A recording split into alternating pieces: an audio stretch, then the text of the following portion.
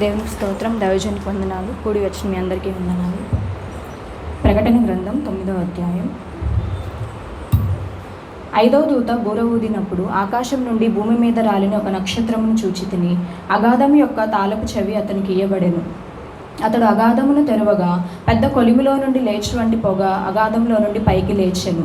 ఆ అగాధంలోని పొగ చేత సూర్యునిని వాయుమండలమున చీకటి కమ్మెను.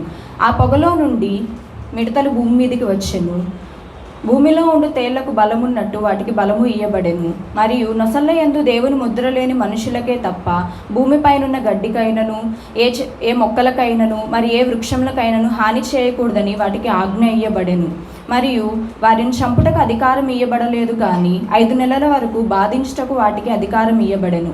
వాటి వలన కలుగు బాధ తేలు మనిషిని కుట్టినప్పుడుండు బాధ వలె ఉండును. ఆ దినములలో మనుష్యులు మరణమును వెదకుదురు గాని అది వారికి దొరకనే దొరకదు. చావవలెనని ఆశపడుదురు గాని మరణము వారి యొద్ద నుండి పారిపోవును. ఆ మిడతల రూపములు యుద్ధమునకు సిద్ధపరచబడిన గుర్రములను పోలియున్నవి. బంగారం వలె మరియు కిరీటముల వంటివి వాటి తలల మీద ఉండెను. వాటి ముఖములు మనుషుల ముఖముల వంటివి. స్త్రీల తల వెంట్రుకలు వంటి వెంట్రుకలు వాటికి ఉండెను. వాటి పళ్ళు సింహపు కోరల వలె ఉండెను. ఇనుప మైమరువులు వంటి మైమరువులు వాటికి ఉండెను. వాటి రెక్కల ధ్వని యుద్ధమునకు పరిగెత్తునట్టి విస్తారమైన గుర్రపు రథముల ధ్వని వలె ఉండెను. తేళ్ల తోకల వంటి తోకలును కొండ్లును వాటికి ఉండెను. 5 నెలల వరకు వాటి తోకల చేత మనుషుని చంపుటకు వాటికి అధికారం ఉండెను.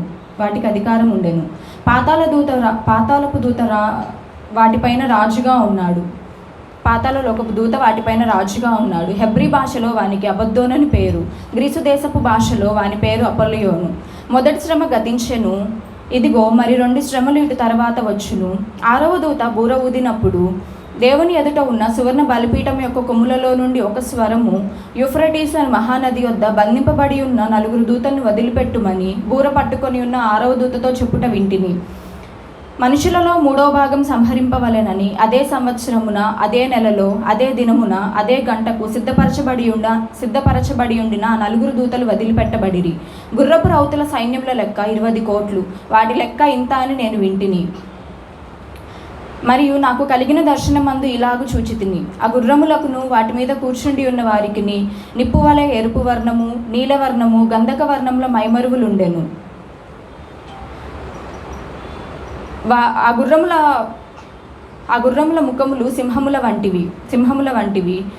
వాటి నోళ్లలో నుండి అగ్నిధూమ గంధకములు బయలువెడలుచుండెను. ఈ 3 దెబ్బల చేత అనగా వాటి నోళ్లలో నుండి బయలువెడలుచున్న అగ్నిధూమ గంధకముల చేత మనుషులలో 3వ భాగము చంపబడెను.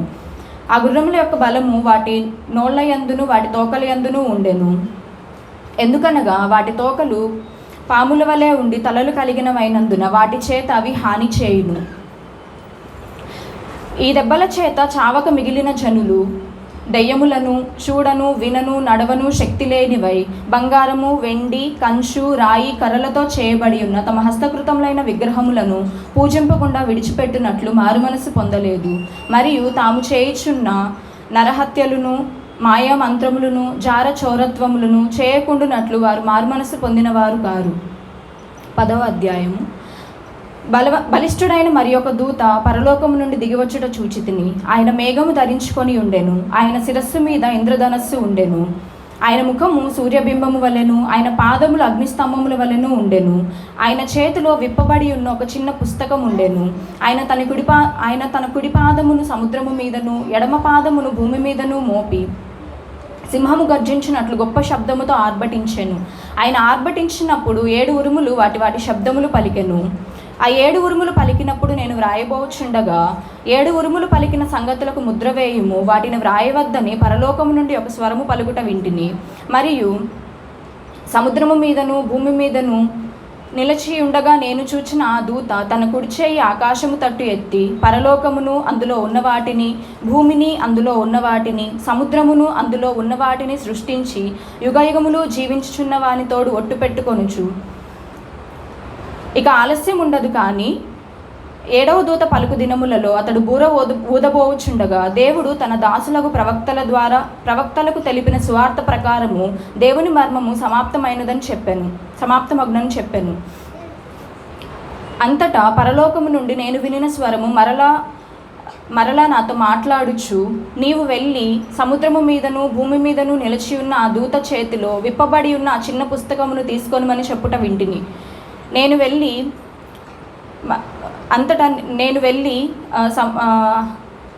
ఆ దూత చేతిలో నేను ఆ దూత యొద్దకు వెళ్ళి, నీ చేతిలో విప్పబడి ఉన్న చిన్న పుస్తకము నాకిమ్మని అడుగగా, ఆయన, నీవు దాన్ని తీసుకొని తినివేయుము, అది నీ కడుపునకు చేదగును గాని నీ నోటికి తేనెవలే మధురముగా ఉండునని చెప్పాను. అంతట